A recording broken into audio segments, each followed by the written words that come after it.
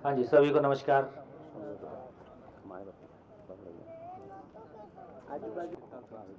कल्पनाशीलता और कर्म स्वतंत्रता यहाँ थे। तो हमने चर्चा की कि बायोलॉजिकली भी पशु का जिंदा रहना और मानव का जिंदा रहने में अंतर है, और मानव में कल्पनाशीलता है, कर्म स्वतंत्रता है। यहाँ तक हमने बात की, और पशु में नहीं है ये बात भी की। चले, तो इससे एक बात तो ध्यान में आ गई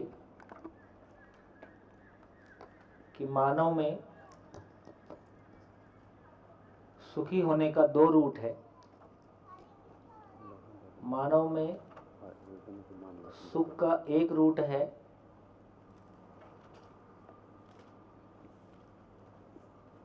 जो इंद्रियों से जुड़ा हुआ है, और कल्पनाशीलता और कर्म स्वतंत्रता के कारण फिर ये इसको बोला बहुभोग अतिभोग। दो डायरेक्शन में आदमी जाता है। देखिए, शिविर का इतना ही मतलब है कि दर्शन, ये पूरी जिंदगी को समझने के लिए लगभग 12-13 बुक्स हैं। उन बुक्स में जो शब्दावली टर्मिनोलॉजी इस्तेमाल हुई है उससे हमारा परिचय हो जाए और हमारी ज़िंदगी से कनेक्ट बन जाए, ताकि उन बुक्स को पढ़ने के लिए हमारी रुचि जग जाए। शिविर से समझ में आता है ऐसा नहीं कहा जा रहा है। शिविर से ये पहचान में आता है कि क्या समझना है, और ये समझने लायक चीज़ है ऐसा हम तय कर पाते हैं।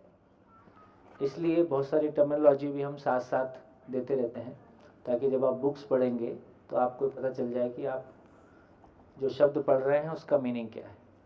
तो एक क्लैरिटी हमारी बनी कि सुख का एक रूट है जो इंद्रियों की तरफ जाता है, जिसमें हम वैरायटी और क्वांटिटी की तरफ जाते हैं कल्पनाशीलता और कर्म स्वतंत्रता के कारण। पशु के पास कल्पनाशीलता कर्म स्वतंत्रता नहीं है, इसलिए वो बहुभोग अतिभोग में नहीं जा सकता, उसके पास ये ऑप्शन नहीं है।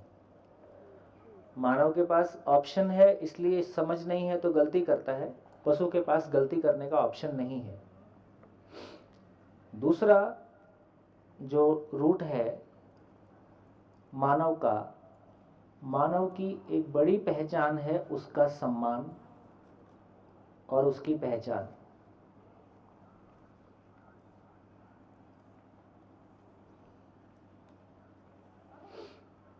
ये मानव की एक बड़ी जरूरत है। मानव के लिए रोटी से भी ज़्यादा सेंसिटिव उसके सम्मान, उसकी पहचान है।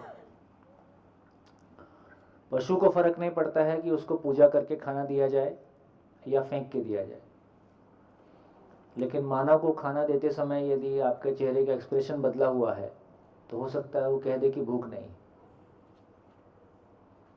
अभी पीछे शिविर में कहीं चर्चा हो रही थी तो बोले हमारे यहाँ तो कुत्ता भी है, उसको भी प्यार से देते हैं तो ही लेता है। मैंने कहा आदमी के साथ रह के उसकी आदत भी खराब हो गई।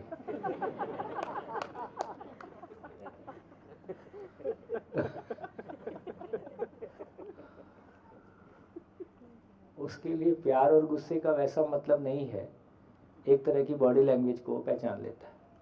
फिर भी पशुओं में भी संवेदनशीलता है, उसको भी हमने किन्हीं अंशों में देखा है। जब सम्मान और पहचान की बात करेंगे तो मानव का सम्मान और पहचान को पाने का तरीका क्या है, किस तरह से हम सम्मान और पहचान को पाते हैं। तो बेसिकली मानव के पास 4 तरीके हैं मोटे रूप में: रूप, बल, धन और पद। इन 4 तरीके से समाज में हम अपनी पहचान को सुनिश्चित करने का, अपने सम्मान को सुनिश्चित करने का प्रयास करते हैं। इसमें सबसे ज्यादा कौन सा यूज होता है? धन। उससे कम पद, उससे कम बल, और रूप सबसे कम। रूप सबसे कम है, बल सबसे कम। शरीर देखा जाए, यदि गर्दन के ऊपर का शरीर और गर्दन के नीचे का शरीर, तो बेसिकली देखा जाए तो पांचों इंद्रियां जो सेंसेस की बात हम कर रहे हैं वो ऊपर है, इसलिए आदमी का सबसे प्रभावशाली जगह ना गर्दन के ऊपर है। तो शरीर एज ए होल की बात भी कर ही सकते हैं, है ना। लेकिन सबसे ज़्यादा जो प्रभावशाली चीज़ है, कहीं ना कहीं रूप सबसे अधिक प्रभावशाली में से है, दिखाई देता है। धन और पद भी दिखाई देता है। सामाजिक रूप में इसके अलावा कोई हमारी पहचान का आधार है?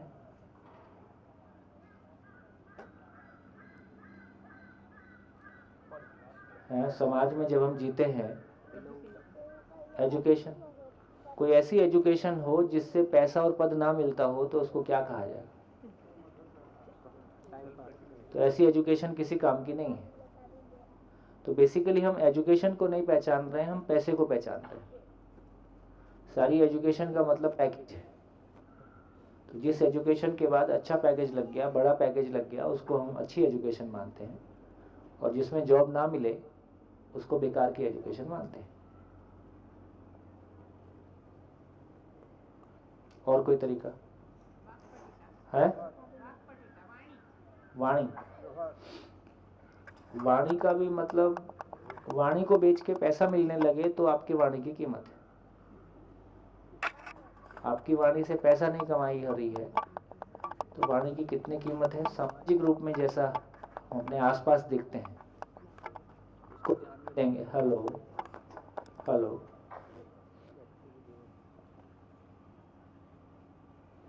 हम ज्ञान को पहचानते हैं। हेलो, बैटरी जा रही है? रेंज, मुझको कुछ नहीं करना। हेलो हेलो हेलो हेलो, हाँ जी, चलिए, क्या चर्चा हो रही थी? तो वाणी का भी हो गया। और बोलिए, तो सामाजिक रूप में जैसा हम जी रहे हैं उसमें हमारे समाज में पहचान और सम्मान का आधार, देखिए समाज में पहचान और सम्मान का आधार क्या है? जब आप अपनी बेटी के लिए लड़का देखने जाते हो तो क्या क्या देखते हो? लगता है कि सामाजिक घटना क्या हो रही है। बेटी के लिए आप लड़का देखने जाते हो तो आप क्या क्या देखते हो? संस्कार में क्या देखते हो? करेक्टर में गलती क्या नहीं किया है वो देखते हैं।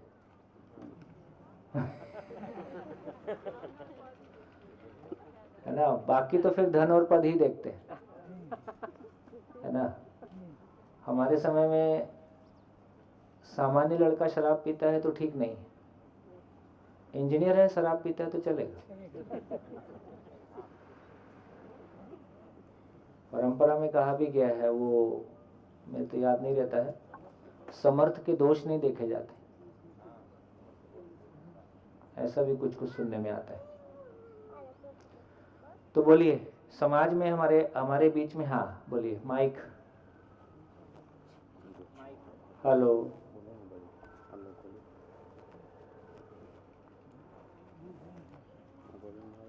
मैं जाता हूँ।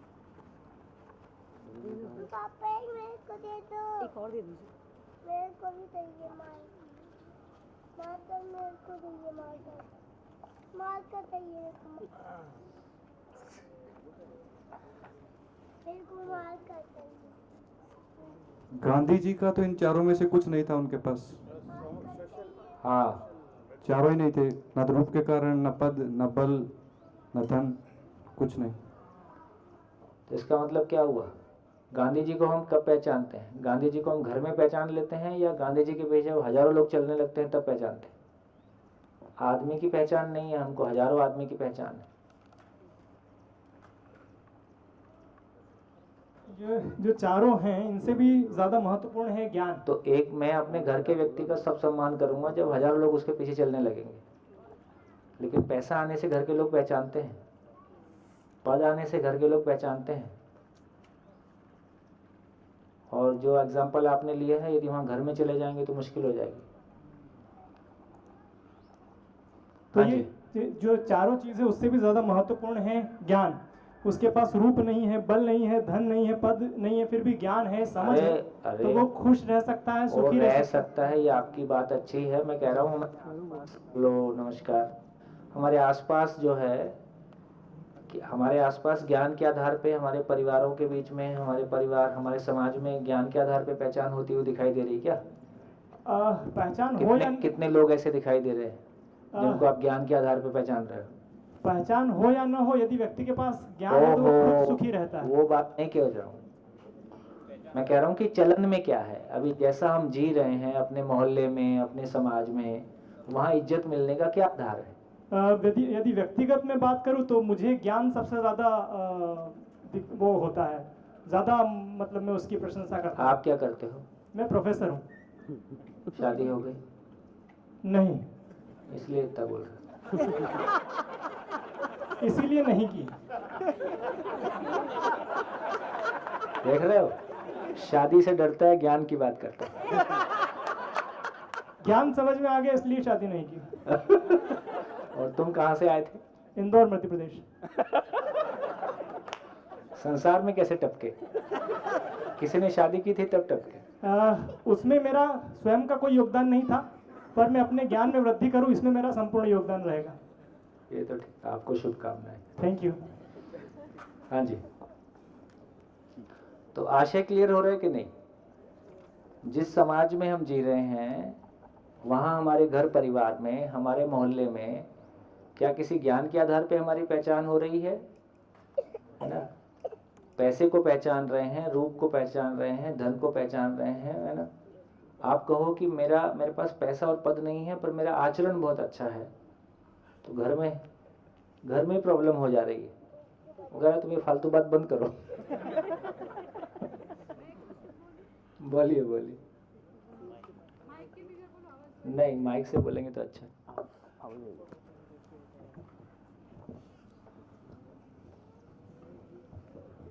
जो उन्होंने गांधी जी के बारे में बताया और उन्होंने ज्ञान के बारे में बताया, जब ज्ञान है और गांधी जी के पास बल था, बल तो आपने जो बल लिखा है, ज्ञान से अपने को बल मिलता है। गांधी जी के पास भी शायद आत्मबल रहेगा, इसकी वजह से उनकी प्रतिष्ठा हुई। ये बल है, ये मनोबल और शरीर बल के साथ जुड़ा हुआ है। तो वो मनोबल उनके पास। देखो, ये भी एक हमारी गरीबी तो है कि हम ज्ञान की बात कर रहे हैं तो हमको गांधी जी को ही ढूंढना पड़ता है। अपने घर में, मोहल्ले में कोई मिलता ही नहीं। भाई इंजीनियर डॉक्टर की बात करूंगा तो घर में, मोहल्ले में मिलेगा कि नहीं मिलेगा? मिलता है। तो जब भी अच्छे आदमी की बात आती है तो हमको गांधी जी को ढूंढ के लाना पड़ता है। हमारे बीच में जिंदा आदमी क्यों नहीं मिलता है? तो आपने दूसरी शर्त वायलेट की है। क्या चर्चा हुआ था? अपने पे टिकेंगे, है ना, अपने बीच में से बात करेंगे। तो उस ढंग से आप देखोगे तो आपको अपने बीच में से एग्जाम्पल नहीं मिल रहा है, जबकि रूप बल धन पद का अपने बीच में मिल रहा है। तो ऐसा हम देखेंगे। मैं आपकी बात को, ज्ञान की बात को गलत नहीं कहूँगा, उसको जोड़ूंगा आगे, लेकिन जैसा अभी चल रहा है यदि उसका मूल्यांकन करेंगे तो रूप बल धन पद के अलावा और कोई पहचान होती है ऐसा हमारे बीच में स्थापित नहीं है। जब भी आप ज्ञान की बात करना शुरू करोगे तो सबसे पहले घर में ही प्रॉब्लम होने वाली है। घर वाले ही पूछते हैं, बहकी बहकी बातें करने लगा। हाँ, मैं जब छोटा था तो मेरे को बोलते थे कि कोर्स की किताबें पढ़ने से नहीं होता है, कुछ और भी पढ़ना चाहिए। जब मैंने थोड़ा बहुत पढ़ लिया, सोच लिया और मैं कुछ कुछ पूछने लगा तो बोले तुम ज्यादा पढ़ लियो। अब ये कितना पढ़ना है कि कैसे तय होगा? ठीक हो गया? तो ऐसा देखने गए तो ये पता चलता है कि हमारी पहचान अभी सामान्य, हमारी समाज में जो पहचान है रूप बल धन और पद के साथ में जुड़ा हुआ है। अब देखिए, ये करेला भी है और नीम चढ़ा भी है। इसमें दो प्रॉब्लम है। एक प्रॉब्लम तो ये, जैसे 2 + 2 4 होता है, इसमें कोई आपस में कन्फ्लिक्ट नहीं है, आपस में विरोध नहीं है, क्योंकि हम सबकी स्वीकृति किसी एक बात की है। तो जहां हमने एक यूनिवर्सल ट्रुथ को पहचान लिया है, एक सच्चाई को पहचान लिया है, वहां हम सब एक हैं। लेकिन जहां हमारे पास कोई यूनिवर्सल स्टैंडर्ड नहीं है, जैसे रूप सुंदर होता है, इसका कोई एब्सोल्यूट मापदंड होगा क्या?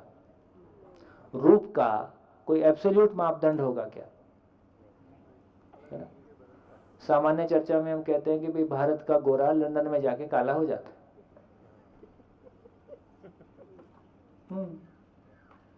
है ना? जिस तरह के बाल या जिस तरह की होठों की बनावट या और शरीर के भाग हो सकते हैं, वो भारत में जिस तरह से सुंदर माने जाते हैं, अफ्रीका में ऐसा नहीं माना जाता। भारत में लिखा रहता है ट्रक के पीछे, बुरी नजर वाले तेरा मुंह काला। अब ये ट्रक अफ्रीका में जा रहा होता हो, क्या लिखेंगे?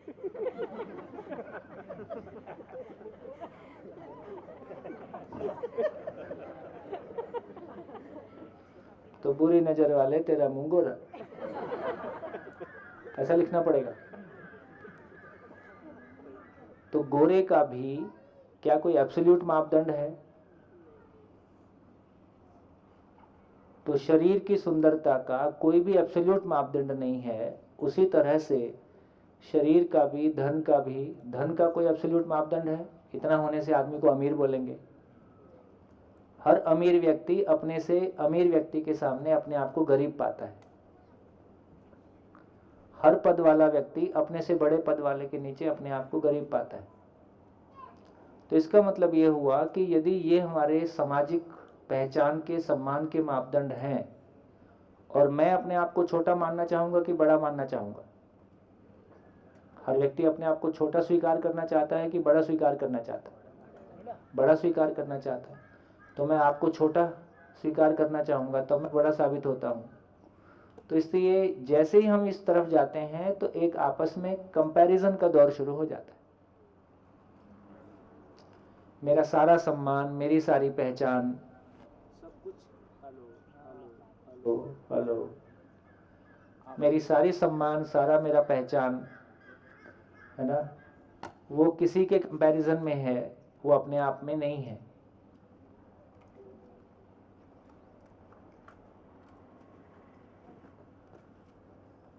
ये कितना बड़ा कष्ट है। हेलो,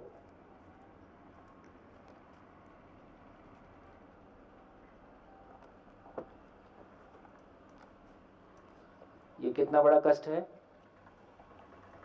ये पहचान का तरीका, ये सम्मान का तरीका कितना बड़ा कष्ट है। कितने लोग इस कष्ट को फील करते हैं?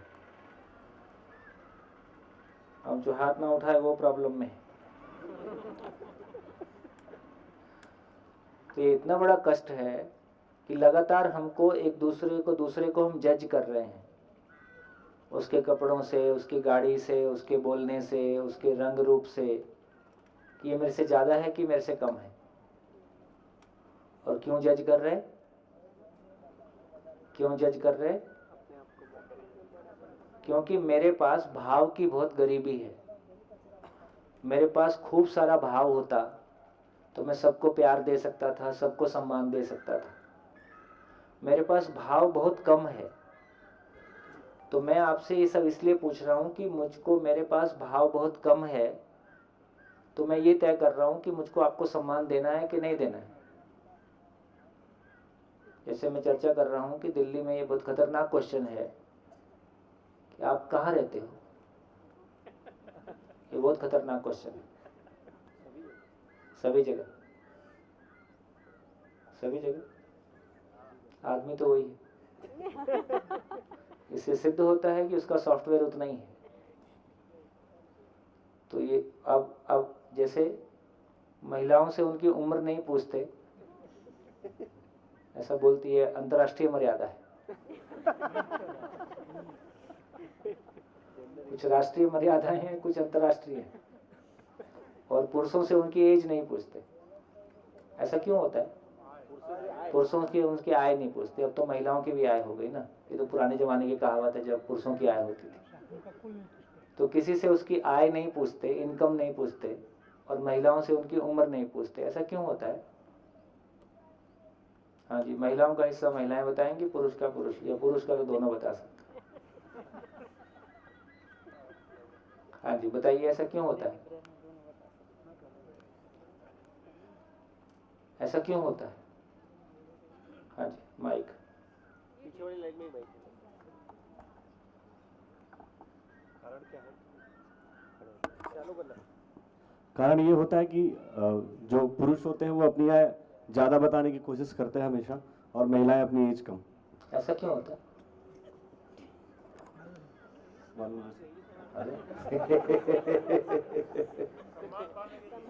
पहचान और सम्मान के लिए बॉस।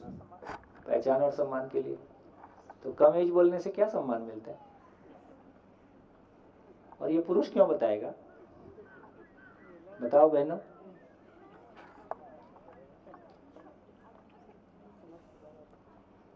रहने का टाइम बढ़ जाता है? पृथ्वी पे रहने का टाइम बढ़ जाता है। पृथ्वी पे रहने का टाइम बढ़ जाता है बोलते हैं।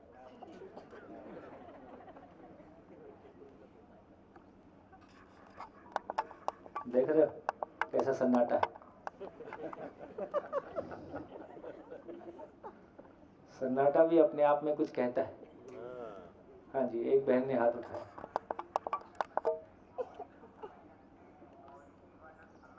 देखो आपने भी तब हाथ उठाया जब सारे रिस्क निकल गए।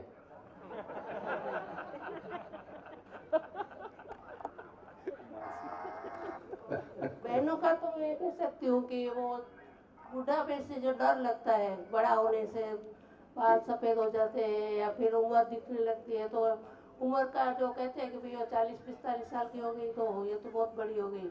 ऐसा डर क्यों लगता है? ऐसा एज बढ़ने का डर तो है ही। सब छोटे भी जवान रहने के ही इच्छुक होते हैं। क्यों लगता है अभी एज बढ़ने से डर क्यों लगता है? हाँ जी, इधर माइक दीजिए।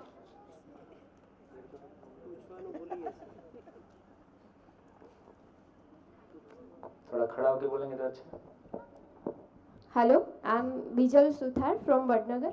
जनरली महिलाओं की एज नहीं पूछी जाती क्योंकि ये जो बात है वो रूप से जुड़ी होती है। जनरली महिलाओं को हम रूप से कनेक्ट करते हैं, और क्या है ये तो अभी इतनी बड़ी है तो वो जो रूप का है वो सामने वाले के मन में क्या है कि अभी तो उसकी उम्र हो गई है, ऐसा कुछ प्रिडिक्शन रहता है। और इसीलिए हर महिला अपनी उम्र छुपाने में लगी हुई है, चाहे वो मेकअप हो या कॉस्मेटिक चीज़ हो। और इनकम की बात करें तो जब भी इनकम पूछते हैं तो इनकम की फिगर से हम सामने वाले का स्टैंडर्ड नक्की करते हैं कि हाँ इतना कमा लेता है तो ये स्टैंडर्ड पे है, कम इनकम है तो ये स्टैंडर्ड पे। जनरली एक ऐसा होता है। Thank you. मोदी के गांव के उनको राज की बात पता है।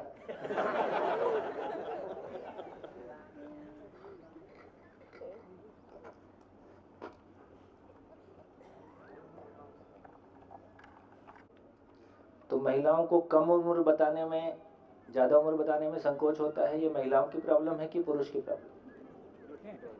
ये पुरुष की वजह से है कि महिलाओं की वजह से? ऐसा है। तो वुमेन एम्पावरमेंट की जरूरत है कि ह्यूमन एम्पावरमेंट की जरूरत है? ये तो वुमेन एम्पावरमेंट के नाम तो ऐसे ही हमने दोनों को लड़वा दिया। तो धीरे से जिस तरह से हम चीज़ों को सोच रहे हैं तो धीरे धीरे क्लैरिटी हमारी बनेगी तो और भी हमारे सोचने का तरीका बदलेगा। लेकिन ये रूप बल धन पद के आधार पर सम्मान पाना, जो कि लगभग कितने प्रतिशत लोग हैं जो रूप बल धन पद के आधार पर अपने सम्मान को पाने की कोशिश करते होंगे? प्रतिशत पूछ रहा हूँ, आपकी चर्चा नहीं कर रहा हूँ। 99+। ठीक, क्योंकि हमारे पास इसके अलावा कोई आधार अभी है भी नहीं। देखिए, जिसको हम ज्ञानी पुरुष कह रहे हैं उसकी मतलब एक तरीका ये है कि देखिए हमने सन्यास को हमने बहुत सम्मान दिया, तो हमारे घर में सन्यासी आता है, हम साष्टांग प्रणाम भी करते हैं, इस बात का भी पूरा ख्याल रखते हैं कि अपना बेटा उस रास्ते पे मत जाए।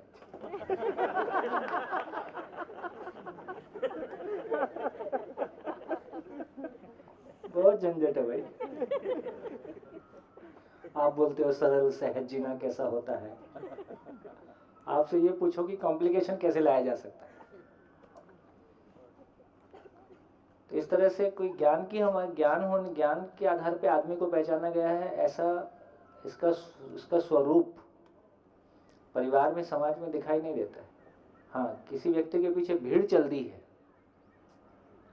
तो हम उस प्रभाव को पहचानते हैं, ज्ञान को थोड़ी पहचानते हैं।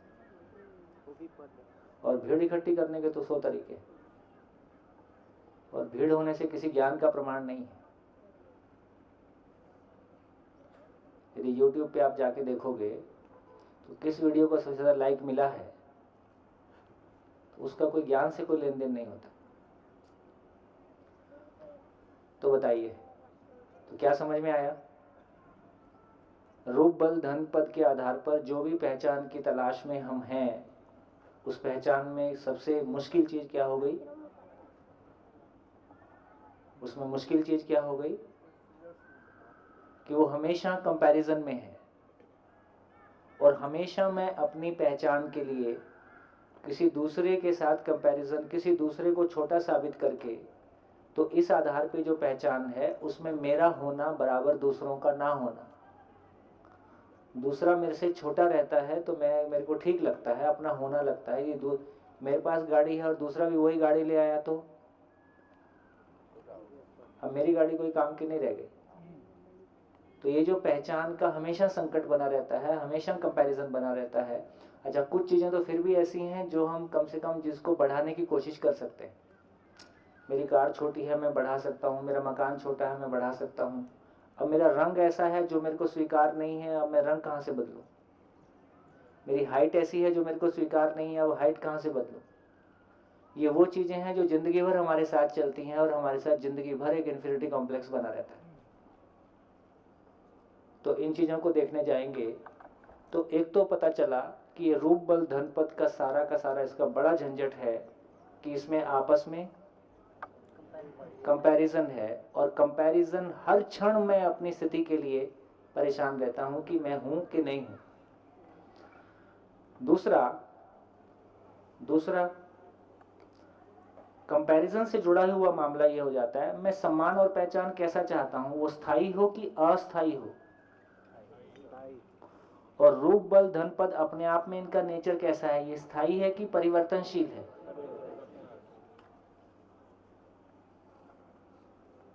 क्या कोशिश कर रहे हैं हम सब? क्या कोशिश कर रहे हैं हम सब?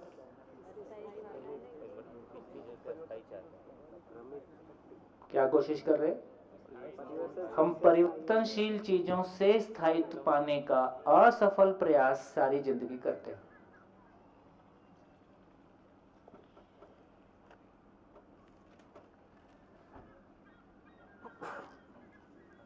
सारी जिंदगी की कुल दौड़ इतनी है।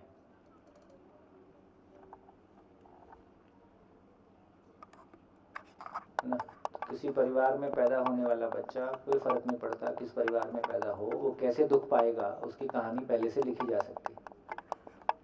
हाँ, घटनाएं क्या घटेंगी वो अलग होंगी, लेकिन दुख कैसे पाएगा उसकी कहानी लिखी जा सकती है। तो इससे पता चला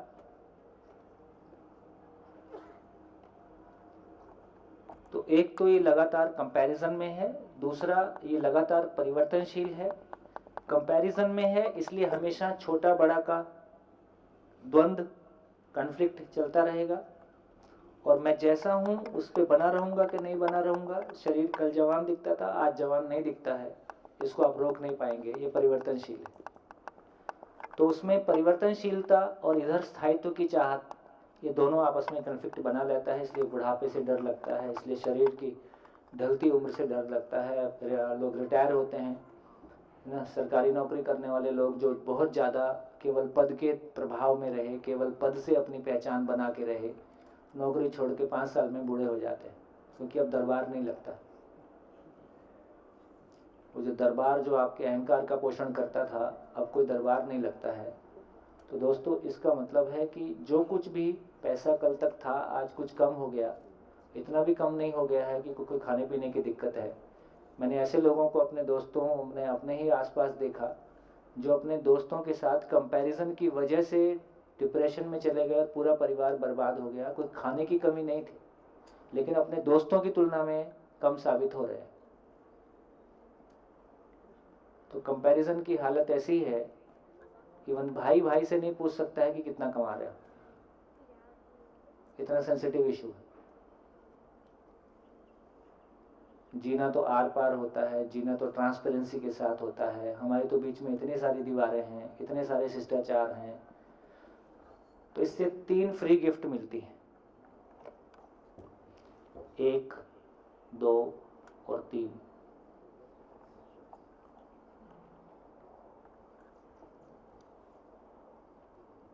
भूतकाल की पीड़ा,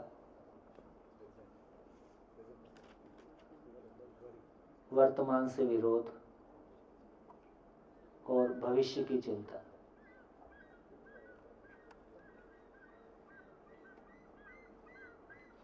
यही युद्ध और संघर्ष व्यक्ति के भीतर है, परिवार में है, दो समाजों में, संप्रदायों में, देशों में।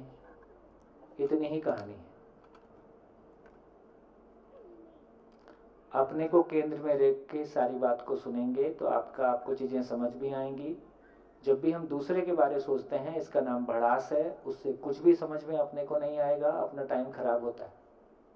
तो जो कुछ भी कह रहा हूं मैं डायरेक्टली आपके लिए कह रहा हूं। अपनी जिंदगी पे डाल के देखिए, मेरे जीने में ये सब चीजें कैसे काम कर रही है, कहाँ मैं अपने सम्मान को कैसे सुनिश्चित करता हूँ, कैसे उसमें मेरे भीतर भाव ऊंचा नीचा होता है, कैसे मैं तिल तिल करके मरता हूँ अपने भीतर, और कैसे अपने आप को बाहर से संभाले हुए हूँ, भीतर से हवा निकली हुई है ना। हाँ, है ना। तो ऐसा हमारा ध्यान जाएगा तो हमको गैप्स एक बार पकड़ में आने लगेंगे तो उन गैप्स को कैसे हैंडल करना है उसको भी आगे चल के देखेंगे।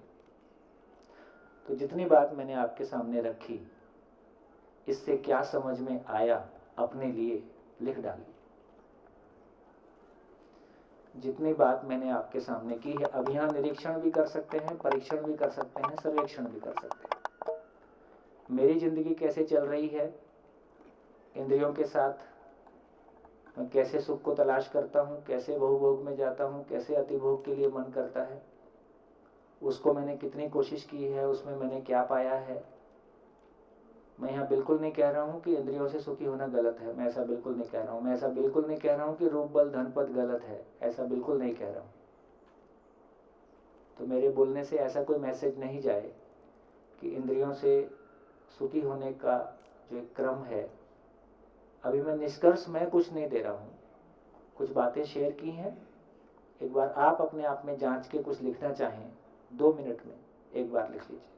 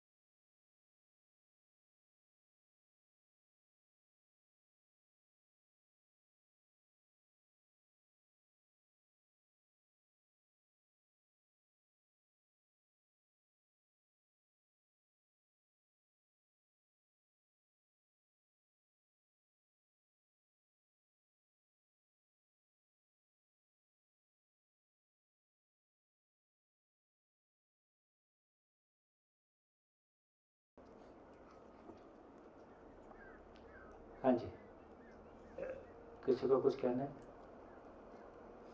कोई कुछ शेयर करना चाहेगा? क्या निकला, क्या लिख लिया?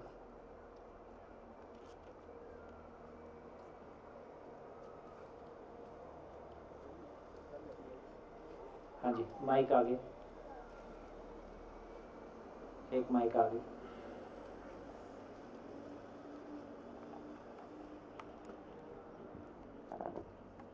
चार पॉइंट लिखे हैं।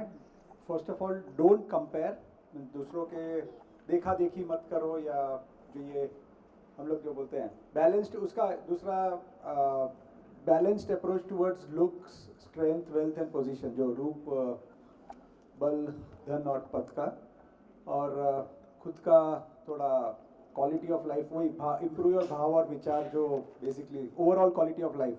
So live life of substance not materialism. So basically थोड़ा लाइफ के क्वालिटी इंप्रूव करिए और रिलेशनशिप सुधारिए। तो इस तरह। बढ़िया। और कुछ?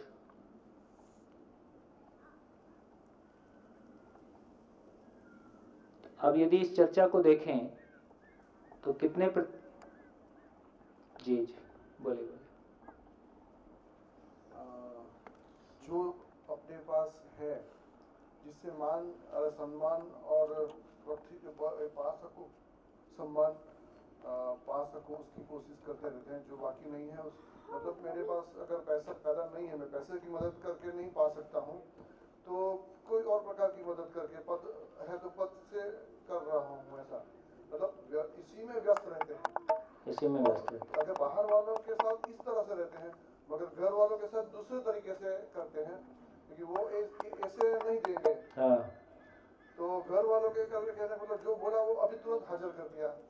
हाँ बाकी तरीकों से मैं अगर नहीं कर सकता हूँ, तो जो मेरे हाथ में है वो तुरंत करके दे देता हूँ कि भाई चलो ये बोला था तुम्हें ये लेके आ गया, ये करके सम्मान और अपनी पहचान पाने की कोशिश कर रहा हूँ। बढ़िया। अभी आपसे कोई सॉल्यूशन की अपेक्षा नहीं है, जो कुछ हो रहा है उसको हम कितना क्लियरली पहचान पा रहे हैं और उसके प्रॉब्लम को और उसके वो जो कैसे फंस रही है गाड़ी उसको कैसे पहचान पा रहे हैं। हाँ जी नमस्कार, मैं कमल अहमदाबाद से। जी मुझे लगा जो आपका प्रश्न था अपने अंदर कहाँ हिल रहा है, हाँ। रूप धन से वो पहचानना है, नहीं कि चाहिए वर्ड की कंपैरिजन नहीं करना चाहिए, तो हम सब जानते हैं पर वो भी होता है। जैसे मेरा एग्जांपल पर्सनल लूँ तो दूसरी स्कूल का अगर नंबर बढ़ रहा है, मेरी स्कूल का नंबर कम हो रहा है, तो मेरा हिलता है अंदर कुछ ना कुछ। उसका ऐड देखता हूँ तो दिखता है कि भाई मेरा क्यों नहीं हिल रहा है। बिल्कुल वो जो चीज़ है। दूसरा देखिए, कमल मंगल जी अहमदाबाद के में 10-12 लीडिंग स्कूल चलाते हैं। मेरा ये सोचना है कि हिम्मत की बात ये है कि हमारे पास अभी सारे मंच ऐसे हैं जहां हम एक दूसरे को प्रभावित करने की कोशिश कर रहे हैं अपने रूप बल धन से, और शादियां एक दूसरे को प्रभावित करने का अड्डा है जहां हम एक दूसरे से मिलने नहीं जाते हैं, एक दूसरे को कुछ प्रभावित करने ही जा रहे होते हैं। तो कोई तो सामाजिक मंच ऐसे हो जहां हम अपने दिल की बात कह सकें, कोई तो सामाजिक मंच ऐसे हों जहां हम दिल खोल के जैसे हैं वैसे व्यक्त हो सकें, जहां हम सामाजिक उन समस्याओं को जहां महसूस कर रहे हैं उसके समाधान की बात सोच सकें। तो यदि और कमल मंगल जी अपने आप में जो अभी के संसार में सफलता बोलते हैं, उस सफलता को पाए हुए व्यक्ति। अब आप बोलिए कि जैसे आप 10 स्कूल चला रहे, 12 स्कूल चला रहे, अब यदि दूसरा कोई स्कूल आगे बढ़ता हुआ दिखाई देता है तो हमको अपने अस्तित्व पे कैसे संकट नजर आता है। जी आप कुछ कहें। दूसरा अपने जैसे मेरे 2 लड़के हैं, एक लड़का कम कमाता है, एक ज्यादा कमाता है कंपैरिजन में, तो जब मैं कुछ समाज में पूछता दूसरा दोनों क्या कर रहे हैं तो मुझे थोड़ा सा अंदर हिलता है काफी। देखिए कितनी सेंसिटिव बात। उसके बारे में बताते हुए एकदम मैं छोटा महसूस करता हूँ। बस ये है कोर। तालियां जोरदार। ये शेयरिंग करने की हिम्मत कर पाना तो इस सभा की क्वालिटी बढ़ती है, तो हम उस जगह में आते हैं यार कम से कम ये जगह ऐसी है जहाँ पे हम दिल खोल के अपने दिल को रख सकते हैं और उस पर कोई रास्ते हम निकाल सकते हैं। बहुत बढ़िया। अभी भी जैसे सुंदरता का आधार रूप मतलब सुंदरता का आधार कलर ही है या फीचर्स है। अभी मेरे छोटे भाई के लिए मैं लड़की देखने गया, मतलब मेरे के लिए तो 2 बहनें थी। पहले एक बहन ऐसी आई जिसका रूप मतलब कलर भी नहीं था, फीचर भी नहीं थे, तो मैंने कहा है वो पसंद करेगा ही नहीं। दूसरी आई तो उसका रूप और रंग ठीक था समाज के दृष्टिकोण, मेरे दृष्टिकोण में, पर मेरे दृष्टिकोण में ऐसा लगा मुझे कि मैं उसको एक्सेप्ट नहीं कर पा रहा था। चौथा, अभी भी जैसे किसी का बंगला बड़ा जब जाता हूँ देखता हूँ कि बड़ा बंगला है तो मेरा छोटा लगने लग जाता है। कभी ऐसा हुआ जहाँ हम गए उसका बंगला, अभी तो एक ही वीर पुरुष दिख रहा है सभा में। 10,000 फुट का बंगला था और मेरा बंगला 3,000 फुट का ही है, तो हम सबको लगने लगे कि हमारा छोटा बंगला है। क्या बढ़िया है, उसकी तारीफ किस तरह कर रहे हैं, अंदर दर्द लेके तारीफ तो कर रहे हैं। तारीफ तो कर रहे हैं पर कहाँ टीस हुई है। तो भी जबकि तीसरी जीवन विद्या की वर्कशॉप है मेरी, तो ये नहीं, कम से कम आपकी वर्कशॉप का ये फायदा हो रहा है कि आप सभा में ये कह पाने की हिम्मत कर रहे हो। ये कह पाने की हिम्मत करने का मतलब है कि छूटने का काम शुरू हो गया है। जब आदमी को किसी समस्या से छूटने की संभावना दिखाई देती है तब कह पाता है, या उसके भीतर वो साहस पैदा हो जाता है कि इन चीजों से मुक्ति पाने की जरूरत है ना। तो तब नहीं तो उसके पहले तो अपने आप को हम छिपा के रख रहे होते। बहुत बढ़िया। हाँ जी सर, मैं अपने बारे में बताऊंगा। पहले स्वनिरीक्षण कि जब तक मैं क्लास 2 गेजेटेड ऑफिसर नहीं था तब मेरी लोगों के मेरे प्रति जो देखना था वो नज़रिया अलग था, और जब मैं क्लास 2 गेजेटेड ऑफिसर बन गया, बाद में सभी लोगों का मुझे रिस्पेक्ट देना, मुझे सम्मान देना, मेरी बात को सुनना, वो अलग नज़रिया हो गया था। और आज भी गेजेटेड ऑफिसर के कारण मुझे मेरे अहम का पोषण मिलता है, वो अलग बात है। और परीक्षण और सर्वेक्षण में देखें तो जब हम कॉलेज टाइम में थे तो हमारा गोल भी इसी हिसाब से डिसाइड होता था कि जो सिग्नल पे लाल बत्ती वाली जो गाड़ी जाती थी उसके हिसाब से हम लोग अपना गोल डिसाइड करते थे कि चलो कि ऐसा कुछ करना है।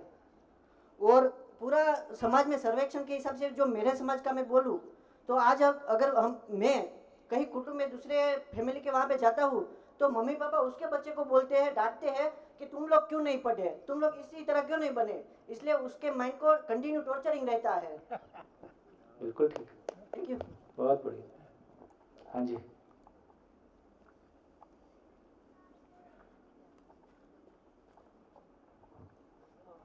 मेरा नाम मिहिर है, सूरत से। अभी थोड़ी देर पहले जो एक्सरसाइज की, जीना रहना और जीना, तो जीने में जो ओपन अप हुआ कि जीने के लिए क्या क्या, मतलब किस चीज़ को लेके लिए मुझे जीना चाहिए, और अभी ये जो देख रहा हूँ तो अभी ऐसा लग रहा है कि धन और पद को मेंटेन करने में ये जीना जो है वो हाथ से निकलता जा रहा है। बहुत बढ़िया, बहुत बढ़िया। सर मेरा मानना है कि सब लोगों का जड़ में अहंकार है। अहंकार कहते हैं मैं, मान, तो कई शब्द हैं इसके बारे में कहे गए हैं। तो मेरा ये सोचना था कि दूर कैसे हो सकता है इसके लिए सम्यक भाव, समान भाव। देखो ये सब तो हमारे पास है ही है पहले से मटेरियल, अब आपका उससे दूर हो गया हो तो बताओ। हाँ, दूर हो गया है, ऐसा कैसे हो सकता है? कैसे हो सकता है वो बताना। दूर तो है ही है, दूर बहुत दूर है, दूर ही बहुत। ठीक है, सॉल्यूशन की बात अभी नहीं कर रहे हैं, पहले कम से कम प्रॉब्लम डिफाइन हो जाए, प्रॉब्लम आर्टिकुलेट हो जाए और हम अपने में क्लियरली उसको देख सकें कि हाँ मैं ऐसा जूझ रहा हूँ। अभी तो मैं ऐसा जूझ रहा हूँ, जैसे मैं खाली होता हूँ तो क्या करता हूँ, जैसे मैं खाली होता हूँ मेरा ध्यान तुरंत मोबाइल की तरफ जाता है, मोबाइल का। कितना समय ऐसा होता है कि घर में आप अकेले बैठे हो और शांति से बैठे हो और आप कोई चीज नहीं ले रखे, 1 घंटा बस आराम से बैठे रहो, अखबार नहीं, मैगजीन नहीं, टीवी नहीं, किसी से बात नहीं, फोन नहीं, व्हाट्सएप नहीं, चैट नहीं है।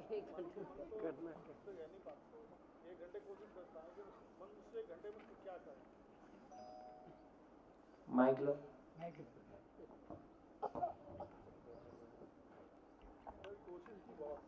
माइक। कोशिश की बात 1 घंटे में करें क्या? अधिकतर लोग कहते हैं ध्यान करो, फिर मेरा व्यक्तिगत अनुभव का ध्यान उस समय तो ठीक रहता है, 1 घंटे के बाद आने वाले 2-3 घंटे ठीक रहते हैं, आने वाले 6 घंटे ठीक रहते हैं, जितना उसके बाद फिर वही प्रक्रिया स्टार्ट हो जाती है। बड़ा कष्ट।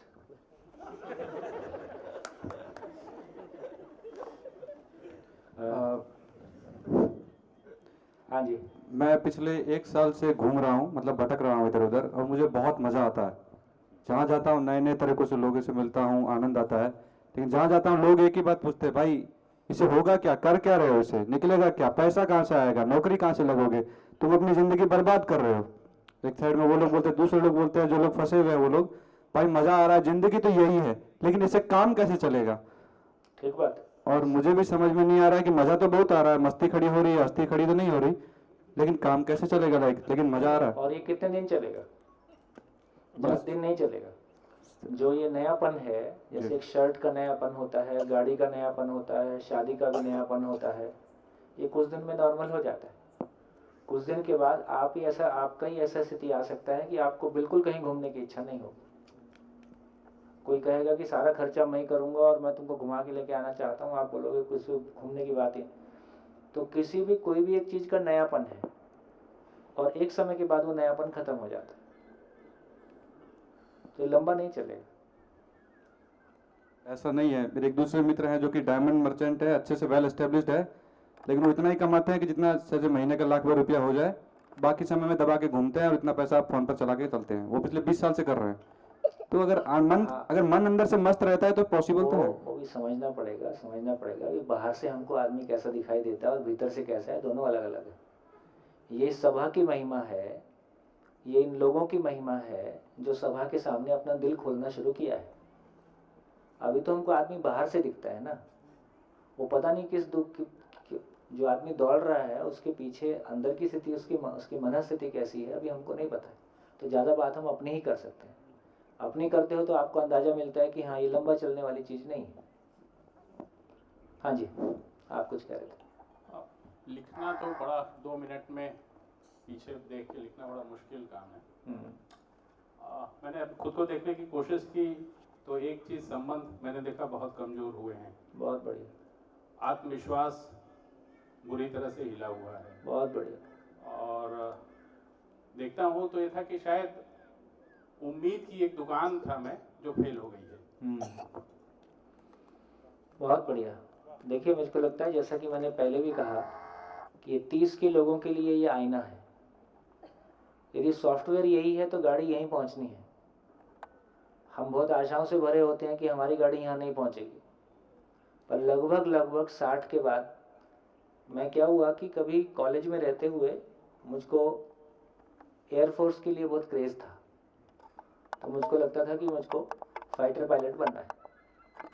तो इंजीनियरिंग ज्वाइन करने के बाद एनसीसी में गए तो पता चला कि इंजीनियर्स को एनसीसी नहीं मिलता है क्योंकि उन्होंने अपना करियर पहले से डिसाइड कर लिया है।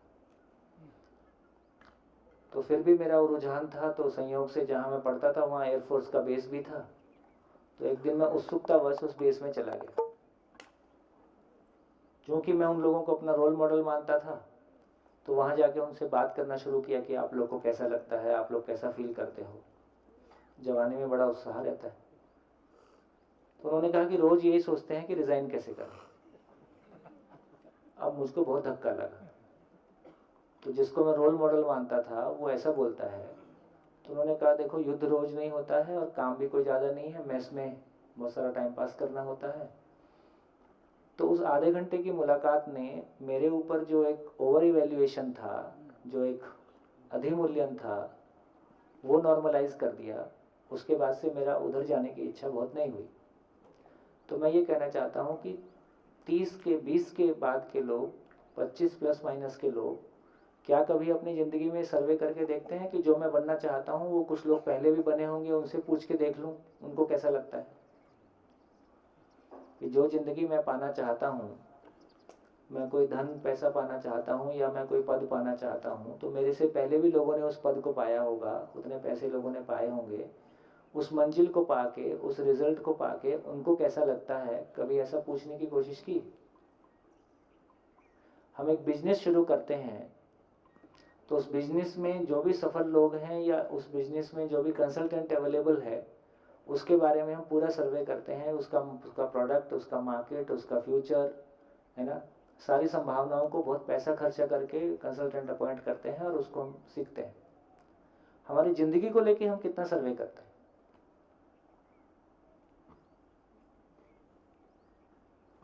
क्या लगता है? क्वेश्चन गलत है? क्वेश्चन गलत है? हाँ जी, माइक आगे दीजिए। तो मुझको, मैं 20 साल, आज जो मैंने सोच लिया उसको पाने में मेरे को 20 साल लगेगा, 10 साल लगेगा।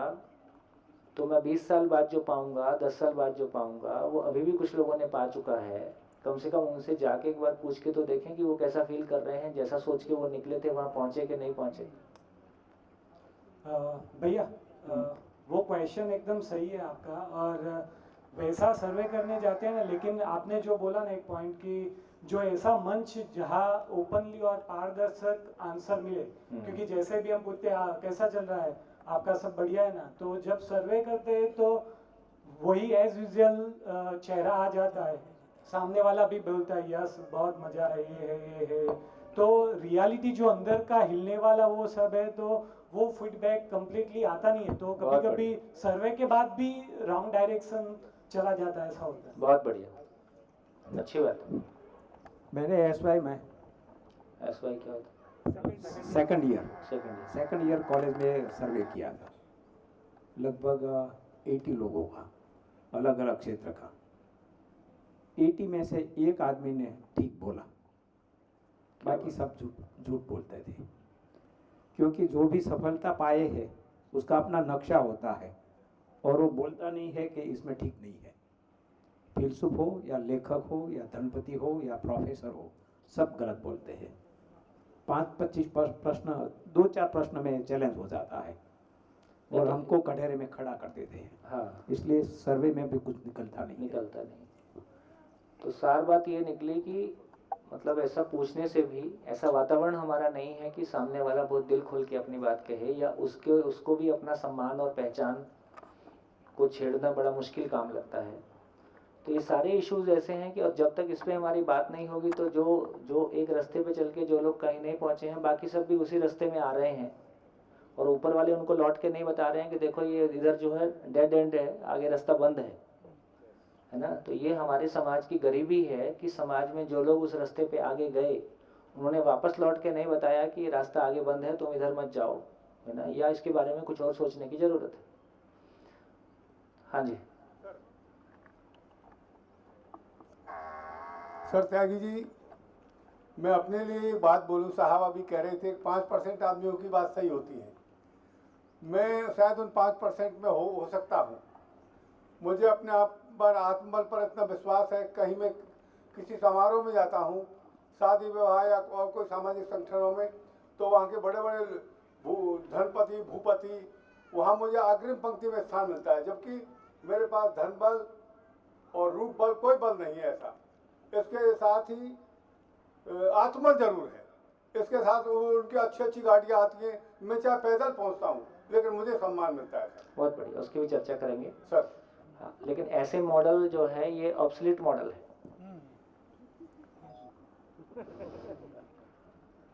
ये मॉडल लगातार समाज में इसकी संख्या बढ़ रही है कि घट रही है? घट रही है। लगातार इस मॉडल की संख्या समाज में बढ़ रही है, घट रही है। इस मॉडल की संख्या कैसे बढ़े या इसको हम कैसे देखेंगे, उस फ्रेम में रख के देखेंगे। हाँ जी, एक लास्ट शेयरिंग और लेते हैं, फिर आगे बढ़ेंगे।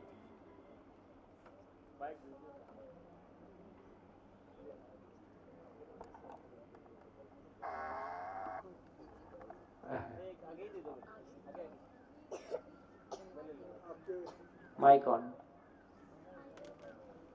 आपके प्रश्न ने मुझको स्वनिरीक्षण करने पर मजबूर किया। असल में मैं सेंट्रल गवर्नमेंट में काफ़ी ऊंचे पद पर था, इंडिया में नंबर 2 पद था मेरा जी। रिटायरमेंट के बाद मैंने MBA किया और फिर एक नई संस्था शुरू करके बच्चों के लिए काम करता हूँ। लेकिन इसमें मुझे ये लगता है कि जैसे मेरे को कई लोगों ने कहा कि भाई आप और भी जॉब कर सकते हो और अच्छा पैसा कमा सकते हो, मेरे अनुभव के आधार पर, तो मैंने पाया कि अब मैं किसी के महाताती में काम नहीं कर सकता क्योंकि एक सुपरिटी कॉम्प्लेक्स है, तो वो नहीं किया। अच्छा, दूसरा समाज में जब आए तो समाज में धन वगैरह की वजह से लोग प्रतिष्ठित थे, हम तो सरकारी नौकर थे तो धन था नहीं और पद तो चला गया, तो उस समाज से भी थोड़ा कटने लगा। इन द सेंस कि मैं सोचता हूँ कि मेरे से इंफीरियर लोग सुपीरियर पोजीशन पर बैठे, तो ये मन में थोड़ा सा कचोटता जरूर है, इसकी वजह से समाज से कटता हूँ, ऐसा समझ सकता हूँ मैं अभी जो सोचा उसके आधार पर जी। दूसरा, मैंने फिर एक NGO शुरू किया जो गरीब बच्चों को पढ़ाते हैं हम लोग, बिना किसी स्वार्थ के, बिना उनसे कुछ लिए, लेकिन उसके पीछे भी मुझे अपना स्वार्थ नजर आता है। स्वार्थ ये है कि वो लोग मुझे बहुत प्यार देते हैं, सम्मान देते हैं, तो मुझे तृप्ति का अनुभव होता है और मुझे खुशी होती है। तो ये भी एक स्वार्थपरता का एक उदाहरण है, ये मैं बताना चाहता हूँ।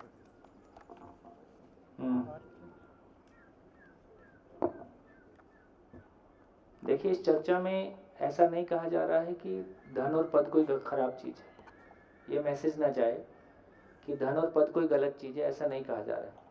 और बहुत नेचुरल है, जिसके पास धन और पद भी नहीं है और जिसके पास है, तो जिसके पास है तो उससे कुछ ज़्यादा है, कि उसने कुछ भी मेहनत करके धन कमाया, कुछ भी मेहनत करके पद कमाया, तो नेचुरल है जिसके पास नहीं है और जिसके पास है उससे कुछ ज़्यादा है, उसने कुछ तो कमाया है, तो उसका सम्मान होना सुनिश्चित, उसका सम्मान होना लाजमी है, जो भी हमारे परंपरागत आधार है उसके आधार पर। लेकिन इसके बावजूद भी जो इसकी अपनी परेशानियां हैं वो अपनी जगह है, कंपैरिजन है और हमेशा एक अस्थिरता का, और खासकर रिटायरमेंट के बाद अलग तरह की प्रॉब्लम है। मैं तो ये कहूँगा कि 60 के बाद की ज़िंदगी की हम अधिकांश लोगों की कोई तैयारी नहीं है, चाहे हम पद पे हैं कि बिना पद पे हैं। 60 के बाद की ज़िंदगी कोई होती है और उसके भी अपने डायनामिक्स हैं। तो इसका ये मतलब निकला कि जैसा हम अभी जी रहे हैं, तो अभी क्या लगता है इस सारी चर्चा के बाद, कितने प्रतिशत लोग जी रहे हैं, कितने प्रतिशत लोग जिंदा हैं?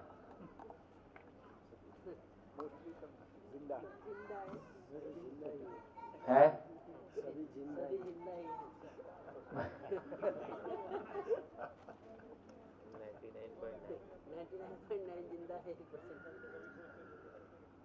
हाँ जी, अपने इसलिए मैंने कॉपी में पहले लिखवा लिया था।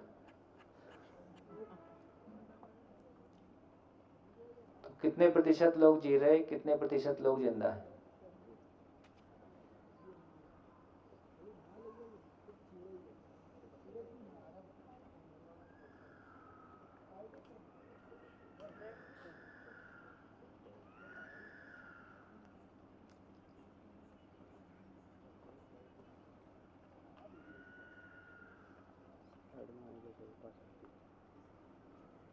इन मानदंडों के हिसाब से तो जिंदा ही है सब।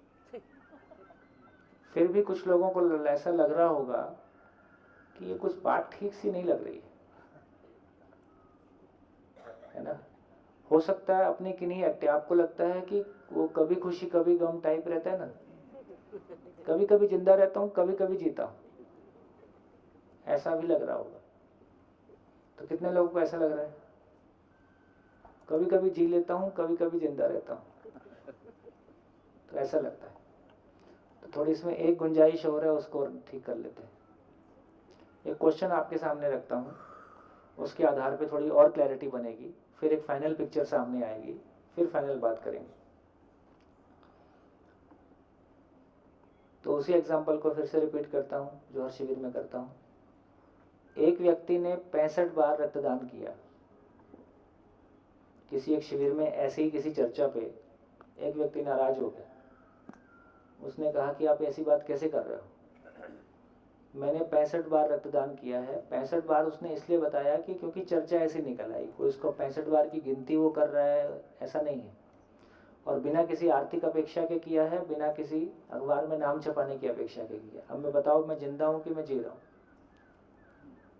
तो व्यक्ति की हमारे साथ में नहीं है, तो व्यक्ति की चर्चा हम नहीं करेंगे, लेकिन 65 बार रक्तदान देने के आधार पर, या 65 बार छोड़ दीजिए, रक्तदान के आधार पर, मानवीय आधार पे दूसरे को मदद करने के भाव के साथ यदि एक व्यक्ति रक्तदान करता है, तो ये रक्तदान करने की घटना जीने में आएगी कि जिंदा रहने में आएगी? वोटिंग करना पड़ता है इसमें, तो वोटिंग कर लेते हैं। ठीक है, जिंदा रहने वाले हाथ उठाएंगे, फिर जीने वाले हाथ उठाएंगे। तो पहले कितने लोगों को लगता है कि ये बिना किसी आर्थिक अपेक्षा के दूसरे को मदद करने के भाव से जो मैंने किसी को रक्तदान किया, ये जिंदा रहने में आएगा कि जीने में आएगा? पहली वोटिंग जीने में आएगा, हाथ उठाइए। देखिए मैक्सिमम, ठीक हो गया। अब कितने लोगों को लगता है कि जिंदा रहने में आएगा?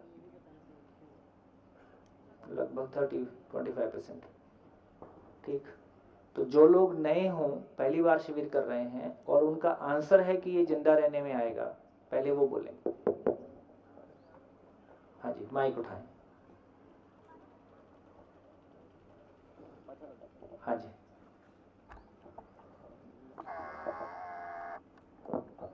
आगे मैं कुछ शब्द तो नहीं कह पाया हूँ मैं शायद, लेकिन मुझे महसूस अंदर से हो रहा है कि वो जिंदा रहने में आएगा। बाकी कुछ कहना अभी कह नहीं पा रहा जी, कोई बात नहीं। और आपके बाजू में हाथ उठा था, और कोई? हाँ जी,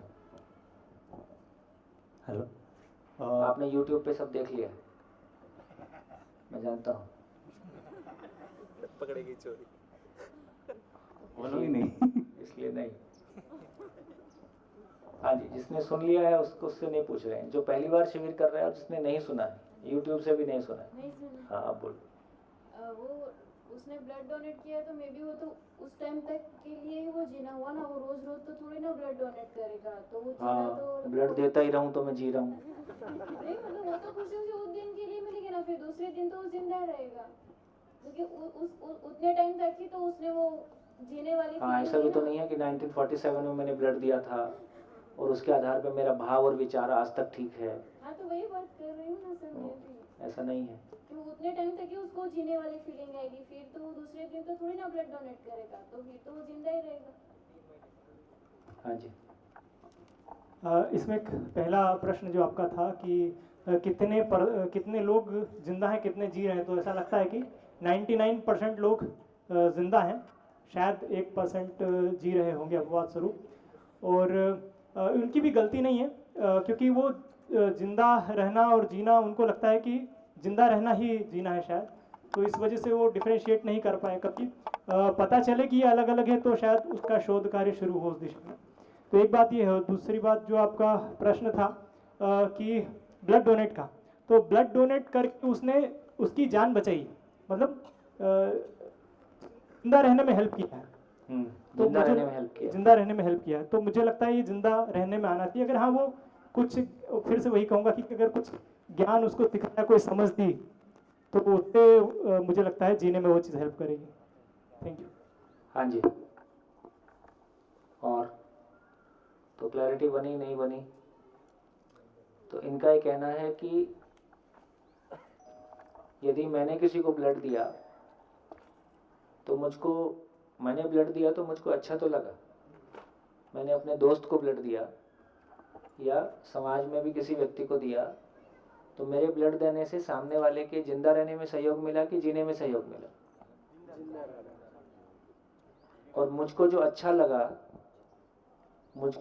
लगा उसके आधार पे मेरा भाव और विचार में हमेशा के लिए मेरा भाव और विचार सुखदायी हो गया।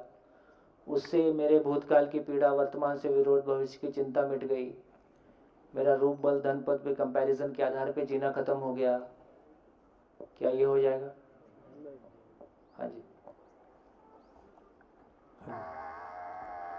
मैं विनोद कुमार, करौली राजस्थान से हूँ। पिछले दिनों कुछ मित्र हम शाम को रोज़ इकट्ठा होते हैं, तो एक व्हाट्सएप मैसेज मिला कि एक बच्ची जो है ब्लड की उसको आवश्यकता है। तो हम 5-7 लोग सब इकट्ठे होकर के हमारे अस्पताल में पहुँचे, और हम में से एक जूते के व्यापारी हैं दिनेश सेठी जी, तो उन्होंने कहा मैं दूंगा। सब आपस में कहने लगे मैं ब्लड दूंगा, मैं दूंगा, मैं दूंगा। एकदम रियल घटना है। ब्लड उनको डोनेट कर दिया।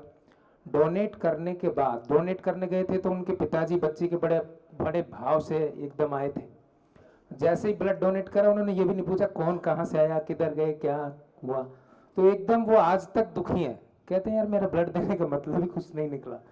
तो आदमी हर समय सम्मान चाहता है, 24/7 सम्मान चाहता है। हाँ, मतलब इसमें गलत भी, इतना तो एक सामान्य शिष्टाचार है, गलत भी नहीं है। थैंक्स कहना तो बनता ही है, लेकिन फिर भी इससे ये तो समझ में आया कि ब्लड देने वाला और जिसको ब्लड दिया गया, दोनों का हाल यदि देखें तो जिसको ब्लड मिला उससे उसके जिंदा रहने में मदद मिल गई, और जिसने दिया उसको एक सुकून मिला, एक सेटिस्फेक्शन मिला, उस क्षण के लिए मिला, लेकिन उसके आधार पे उसका भाव और विचार हमेशा के लिए ठीक हो जाएगा। उसके रिलेशनशिप में जो भी शिकायतें थी वो खत्म हो जाएंगी। क्या ऐसा हो जाएगा? तो फिर ये ब्लड देने की घटना जिंदा रहने में आएगी कि जीने में आएगी? हाँ जी। अब कोई जीने वाला बचा है? तो ये भी गया। हाँ जी, माइक दीजिए। 2 माइक पीछे। एक नाव है जिसके अंदर से 500 छेद है। कोई एक छेद खुला तो पानी घुस जाएगा, नाव डूब जाएगी। अगर सारे छेद बंद है तो ही नाव चल पाएगी। सिंपल नाव। वो भी एक, उसको ऐसा करके अच्छा लगा, उसको मजा आया, उसको लगा कि यार अंदर से सुंदर भाव आया, वो बंद हुआ छेद, दूसरे छेद से फिर कुछ अच्छा किया, पूरा अच्छा किया। जरूर थोड़ी एक घटना से ही उसके सारे लाइफ के एस्पेक्ट कवर हो जाएंगे। नहीं, ये बात आपकी ठीक है। तो हमने केवल पहले ही कहा कि हम केवल इस घटना को जिंदा रहने में रखें कि जीने में रखें। व्यक्ति को रखने की बात मैंने नहीं की। मैंने पहले ही बहुत साफ सुथरा कहा, हम व्यक्ति के बारे में कोई चर्चा नहीं कर रहे हैं क्योंकि वो हमारे बीच में नहीं है। रक्तदान की घटना को हम जिंदा रहने में रखें कि जीने में रखें। इससे ये तो सिद्ध हो गया कि ध्यान से सुन नहीं रहे हो। सुन रहा हूँ, लेकिन घटना जो है वो सापेक्ष होनी चाहिए। अब क्लियर हो गया? तो केवल ब्लड डोनेशन की घटना को हम कहाँ रखें, इतनी चर्चा हो रही है। दोनों ही जगह रखना उचित नहीं होगी, परिप्रेक्ष्य के हिसाब से ही होगा मेरे हिसाब से। परिप्रेक्ष्य बहुत क्लियर है। ब्लड डोनेशन की घटना अपने आप में ऑब्जेक्टिव है, इसमें सब्जेक्टिविटी नहीं है। देने वाले ने किस भाव से दिया, तो देने वाले की अपनी मनःस्थिति कुछ भी हो सकती है। लेकिन घटना से क्या हो सकता है उसको हम तय कर सकते हैं। ठीक है। घटना बहुत क्लियर है। हाँ जी, माइक।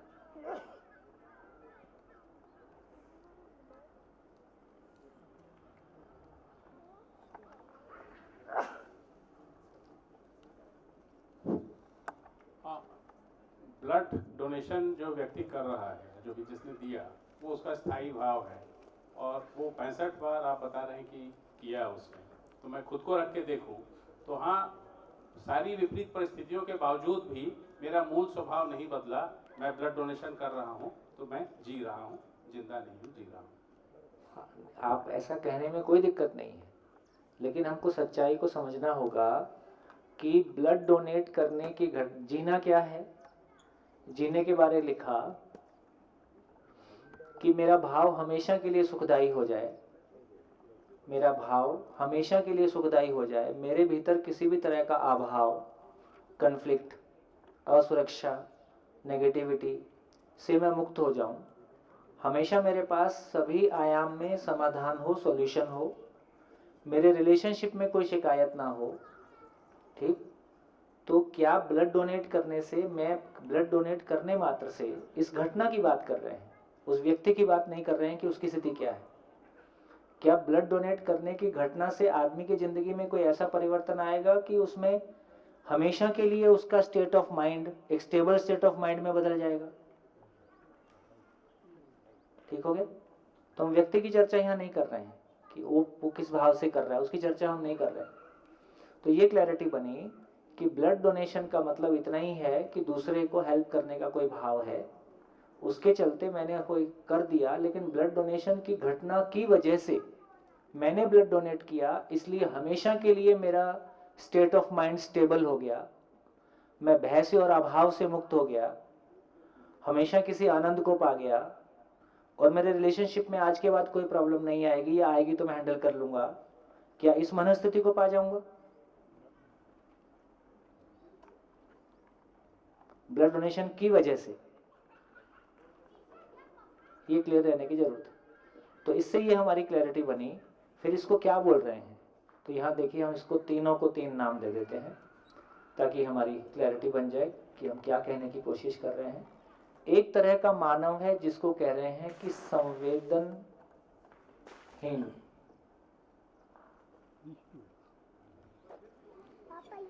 डस्टर कहाँ हो गया?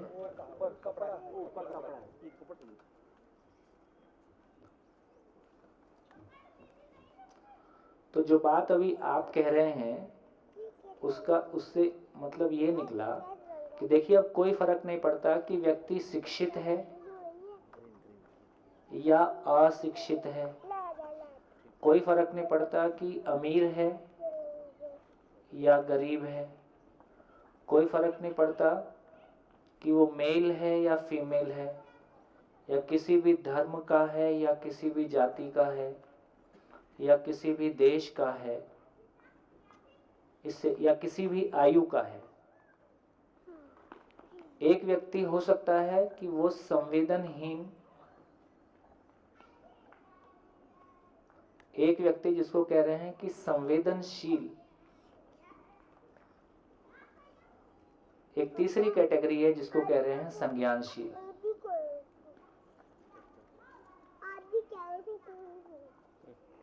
तो बेसिकली संवेदनशीलता का मतलब क्या है? संवेदनशीलता का मतलब है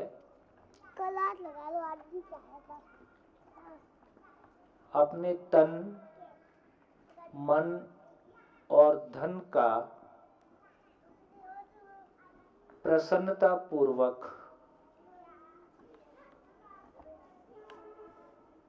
दूसरे के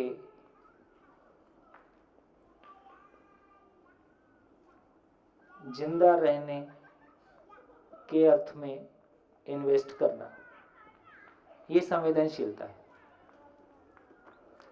अपने तन मन धन को प्रसन्नता पूर्वक अपने सुकून के लिए मैं दूसरे के जिंदा रहने के अर्थ में अर्पित करता हूं। ऐसा करके मुझको अच्छा लगता है।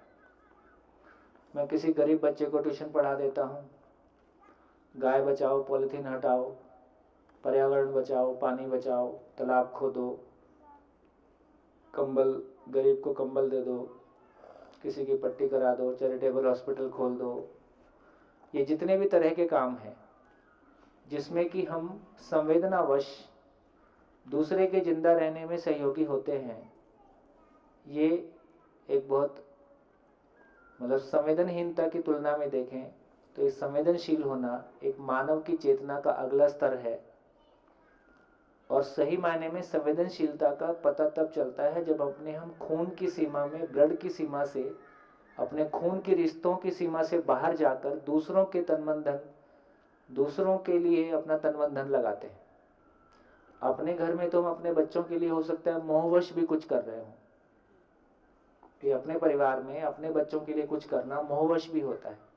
तो 1 से 30 संवेदनहीन के बीच में यदि एक कैटेगरी और रखना चाहें तो संवेदनहीन व्यक्ति और फिर एक मोहवश भी एक व्यक्ति ऑपरेट होता है, और उसके बाद संवेदनशीलता। संवेदनहीन व्यक्ति, क्या कोई व्यक्ति हमेशा संवेदनहीन होता है? किन्हीं क्षणों में कोई एक व्यक्ति संवेदनहीन हो सकता है, किन्हीं क्षणों में वो मोहवश ऑपरेट होता है, किन्हीं क्षणों में वो संवेदनशील भी दिखाई दे सकता है। लेकिन एक व्यक्ति अधिकांश कहाँ दिखाई देता है?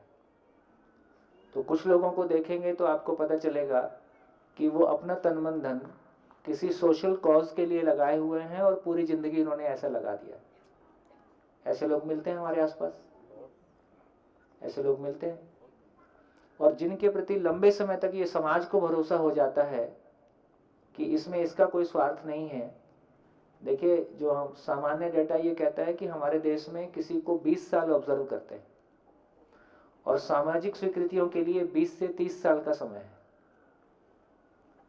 20 साल कंसिस्टेंटली एक व्यक्ति किसी काम में लगा रहता है तो समाज उसके प्रति फिर भरोसा करता है कि अभी ऐसे ही है, तब उसको सामाजिक स्वीकृति मिलती है। क्योंकि समाज भी जानता है कि किसी आवेश में आप 2-4 साल कुछ कर सकते हो, किसी पहचान की तलाश में, किसी वातावरण की वजह से, किसी की प्रेरणा की वजह से आप 2-4 साल किसी काम में लग जाते हो, फिर उसके बाद आप लंबा नहीं टिकोगे। तो इसका अर्थ यह हुआ कि ऐसे सारे लोग जिन्होंने दूसरों के जिंदा रहने के अर्थ में अपने तन मन धन का नियोजन किया है और ऐसा करके उनको अच्छा लगता है,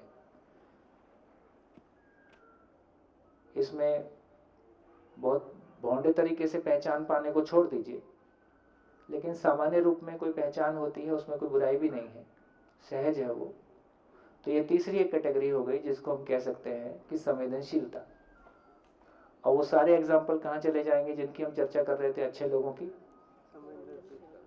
तो मैंने गाय के लिए काम किया है, मैंने पॉलिथीन हटाओ, कंबल बांटो या गरीबों को पढ़ाओ, ऐसे काम मैंने किए हैं। उससे मेरा अपना मनोबल बढ़ता है, उससे अपने भीतर किसी शुद्धि की स्थिति भी बनती है। लेकिन दिल्ली अभी दूर है का मतलब मेरा भाव और विचार हमेशा के लिए अंतर्विरोध से मुक्त हो जाए, सभी आयाम में मैं समाधान से संपन्न हो जाऊं, संबंध में हमेशा के लिए शिकायत मुक्त हो जाऊं और ऐसा दूसरों को ऐसा जीने के लिए योग्य बन सकूं, ये अभी दूर है। तो 3 कैटेगरी हमने देखी। तो जिसको संज्ञानशीलता बोल रहे हैं उसको क्या बोल रहे हैं? संज्ञानशीलता का मतलब है जो मैंने उस बोर्ड पे लिखा है, एक बार इसको दिखा दो। भाव और विचार वाली जगह को हम देख सकते हैं। तो बेसिकली संवेदनशीलता में जो सामाजिकता वाले काम है उसमें गलतियों को रोकने वाला भाग बड़ा है। जो संवेदनशीलता में सामाजिकता वाले काम है उसमें गलतियों को रोकने वाला भाग बड़ा है, अन्याय को रोकने वाला भाग बड़ा है। भाई दहेज के रूप में कोई बुराई हो सकती है, किसी और तरीके से कोई बुराई हो, तो ऐसी बुराइयों को हम रोक देते हैं या उसमें रोकने में मदद कर सकते हैं। लेकिन उसके आधार पे समाज आपस में भय मुक्त हो गया, एक परिवार में संबंध में क्लेश मुक्त हो गए हम, ये जो रूप बल धन के आधार पे कंपैरिजन है ये बंद हो जाए, ऐसा नहीं हो पा रहा। तो जीना अभी और आगे। तो इस पूरी चर्चा से क्या निष्कर्ष निकला लिख डालिए। अपने लिए क्या निष्कर्ष निकला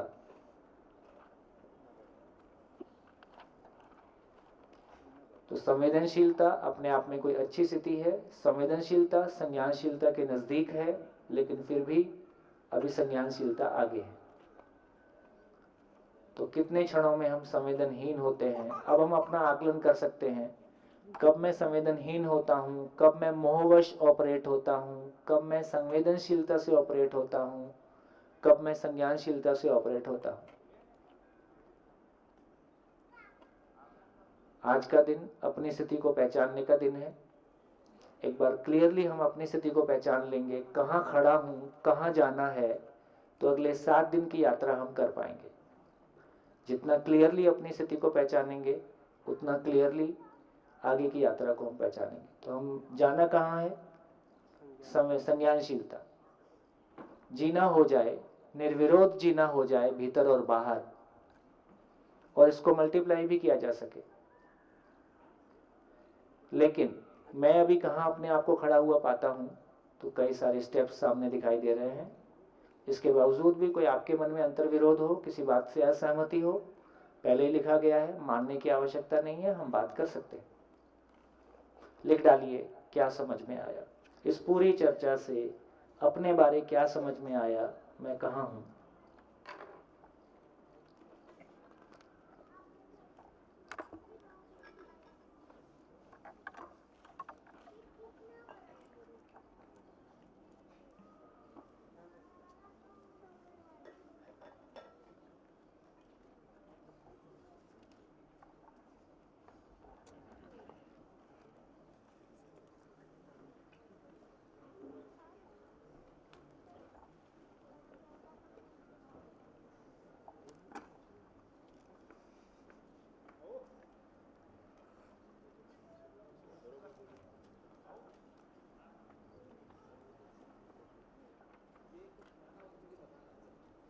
पहले मैं अपने को कहाँ मानता था, कैसा मानता था,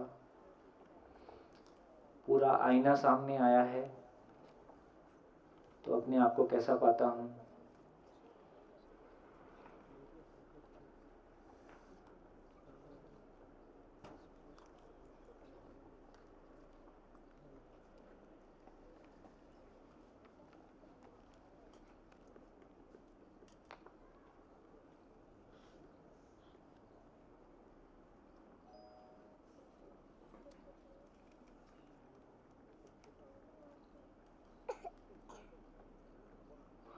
कोई कंफ्यूजन हो तो बात करेंगे। 5 मिनट रुकते हैं, एक बार लिख लीजिए, फिर बात करते हैं।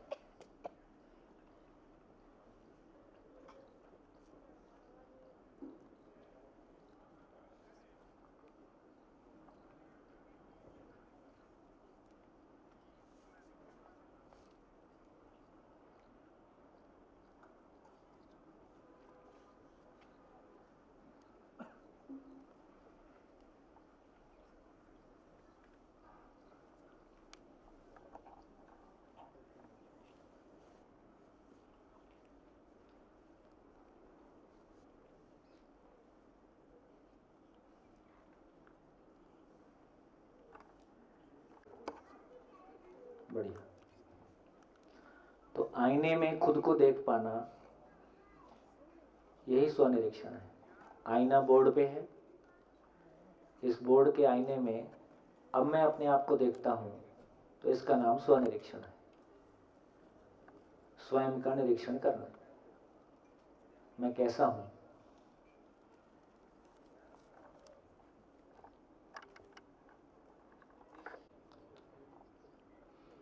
बस इतना ही पहचानना है कि कहाँ हूं और कहाँ जाना है। अधिकांश मैं संवेदनशीलता में खड़ा रहता हूं, अधिकांश मैं मोहवश में खड़ा रहता हूं, अधिकांश मैं संवेदनहीनता के साथ होता हूं। प्रतिशत देख सकते हैं, कितने प्रतिशत भाव में, भाव और विचार में क्या स्थिति बनी हुई है।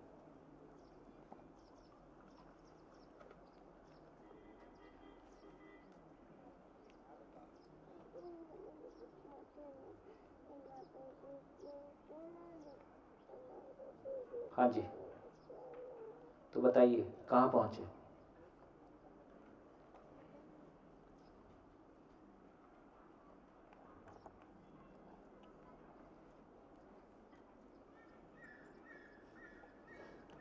कोई एक एक दो शेयरिंग करना चाहेंगे? हाँ जी, माइक दीजिए। हनुमान अग्रवाल, भिलवाड़ा, राजस्थान। जी।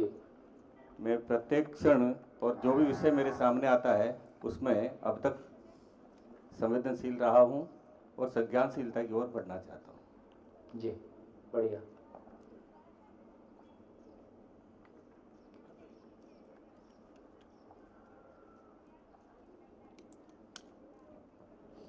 नमस्कार जी। मैं वैसे सबके प्रति संवेदनशील ही रहने का प्रयत्न करती हूँ। अगर कोई व्यक्ति मेरे साथ बुरा बर्ताव करता है, कभी मुझे उसने नुकसान पहुंचाया है भूतकाल में भी, तो फिर उसके प्रति मेरी संवेदना कम हो जाती है। फिर अगर उसको कुछ कष्ट होता है, कुछ तकलीफ होती है, तो मैं उसके प्रति बिल्कुल संवेदनहीन हो जाती हूँ। अंदर से मुझे बुरा भी लगता है कि मुझे ऐसा नहीं सोचना चाहिए। बहुत बढ़िया। लेकिन ऐसा हो ही जाता है। बहुत बढ़िया। गाय, पशु, पंखी, सबके प्रति संवेदनशीलता पूरी रहती है। कबूतर को दाने खिलाना, गाय को चारा खिलाना, वो कुत्ते को जो बच्चे होते हैं वो कुतिया को उसके भी प्रति संवेदनशीलता रहती है। लेकिन अगर वही कुत्ता किसी को काटने दौड़ता है, अगर कोई गाय उसे मारने दौड़ती है किसी को, तो मैं लकड़ी लेके उसके पीछे जाती हूँ। तो उस वक्त मैं संवेदनहीन हो जाती हूँ। कोई लकड़ी लेके जाता है, कोई बंदूक लेके जाता है।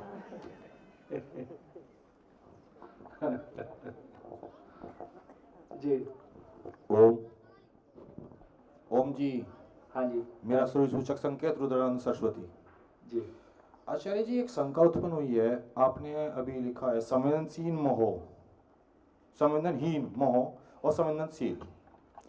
मेरी शंका ये है कि बिना मोह के संवेदनशील नहीं हो सकता कि मैं कोई कार्य करता हूँ, ठीक बात, तो उसके प्रति मेरा मोह है। मैं हिंदुत्व के लिए कार्य करता हूँ तो वही मेरा मोह है। बिल्कुल ठीक। तो संवेदनहीन नहीं, वो गलत लिखा गया, आप ठीक बोल रहे, वहाँ नहीं है वो मैंने लिखा, लेकिन वो वहाँ नहीं है। बस यही बात थी। आपकी बात ठीक है। ओम जी। ये यहाँ नहीं लिखा। संवेदनशीलता का जो प्रारंभिक चरण है वो मोह है। वो लिखने की जगह गलत थी। बहुत बढ़िया। देखिए, ऐसा ध्यान जाएगा आपका तो इससे ये स्पष्ट होता है कि आप कितना ध्यान दे के सुन रहे हैं। बहुत बढ़िया, धन्यवाद। मेरा संवेदनशील होना प्रथम प्रायोरिटी है। मतलब मेरे लिए ज़्यादा ज़रूरी ये है कि मैं पहले ज़िंदा रहने में सहयोग कर सकूं, क्योंकि मुझे लगता है कि ज़िंदा रहना पहले ज़रूरी, क्योंकि व्यक्ति जब ज़िंदा रहेगा तभी जिएगा। तो मुझे लगता है कि उसकी ज़िंदा रहने की और उसकी ज़रूरतों की अवगणना नहीं की जा सकती। तो उसके बाद दूसरा नंबर आता है संज्ञानशीलता का, कि मैं खुद जीऊँ और दूसरों को जीने में सहयोग कर सकूं। अब तीसरी बात है कि स्वार्थवश मैं असंवेदनशील हो जाता हूं। यह व्यवहार देखा गया है जब विद्यार्थी पढ़ाई नहीं करते। मेरा मोह है कि मेरे विद्यार्थी यूनिवर्सिटी में टॉप करने चाहिए, और उनका व्यवहार जब उससे अलग दिखाई देता है तो मेरी अपेक्षा मेरे दुख का कारण बनती है।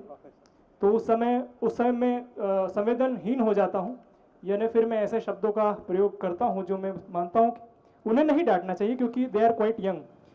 फिर मुझे दुख उत्पन्न होता है, मुझे समझ में आता है कहीं ना कहीं मेरी गलती हुई है इसमें।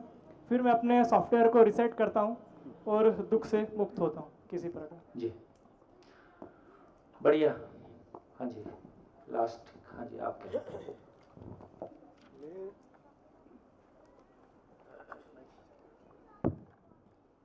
मेरा व्यवहार संवेदनशील है कि संवेदनहीन है, वो इतना जल्दी से बदल जाता है। तो मेरे घर के सामने बड़ा कॉमन प्लॉट है और गवर्नमेंट का प्लांटेशन है, तो मैं वो उसको साफ सुथरा रखता हूँ। तो जब वो कचरा की गाड़ी लेने वाला है तो वो मुझे अच्छा लगता है, उसके साथ मेरा व्यवहार अच्छा होता है, उसका मैं ध्यान रखता हूँ। कोई कचरा डालता है तो उसके सामने मेरा व्यवहार तुरंत बदल जाता है। पेड़ पौधे हैं वो मुरझा गए हैं तो मुझे अच्छा नहीं लगता, मैं उसको पानी डालता हूँ।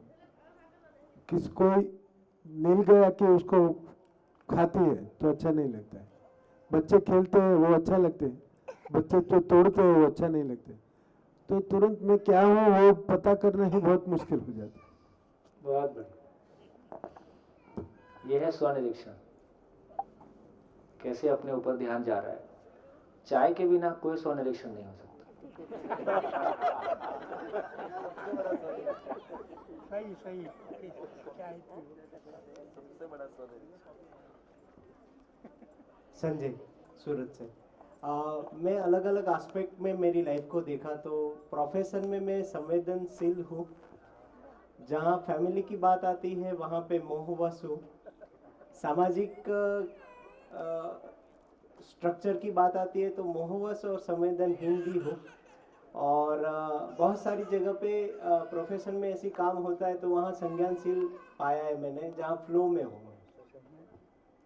इसमें जैसे हम लोग इम्पैक्ट करते हैं यूथ को, तो कहाँ होता हूँ उस क्षण पे मुझे नहीं पता होता, तो वहाँ मुझे ऐसा लगता है कि मैं संज्ञानशील। उसके आधार पे आपका भाव और विचार हमेशा के लिए सेट हो गया है, नहीं तो वो भी एक आवेश है, संज्ञानशीलता नहीं है वो। संज्ञानशीलता का मतलब है कि वो रिवर्सेबल स्थिति नहीं है, वो एक बार वहां पहुंच गया तो फिर वो बना रहेगा, उसका भाव बना रहेगा। तो फिर संवेदनशील में रखा जा सकता है। मतलब इस पूरी चर्चा का सार इतना ही है, अभी जिसको हम अच्छा आदमी मान रहे थे वो संवेदनशीलता तक जाके रुक जाता है, और जिस स्थिति को हम पाना चाहते हैं, और लौट के चर्चा करेंगे, मेरे को लगता है चाय ठंडी हो रही होगी, तो हम चाय पीते हैं और फिर चर्चा करते हैं। सभा के लिए जोरदार तालियां।